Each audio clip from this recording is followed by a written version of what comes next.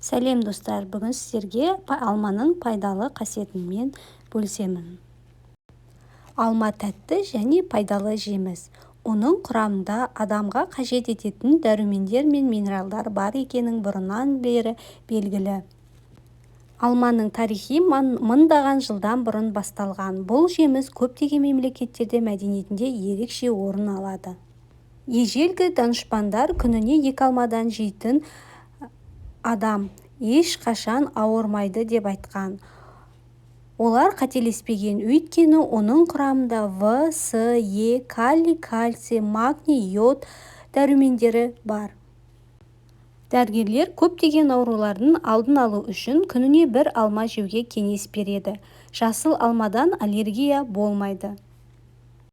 Ол шөлді басады, өйткені 87% судан тұрады. Құрамында калий мен кальций тіс эмаліне және сүйектерді қатайтады. Алма калориясы аз жеміс болып табылады. Сол себептен артық салмақ тастауға диеталарды міндетті түрде болады. Бір күнде 2 алма жейтін болсаңыз, холестерин деңгейі 16% төмендейді. Алмалар теріге пайдалы. Ол бетті ағартуға, терідегі ұсақ тесіктерді және қабынуды кетіруге көмектеседі.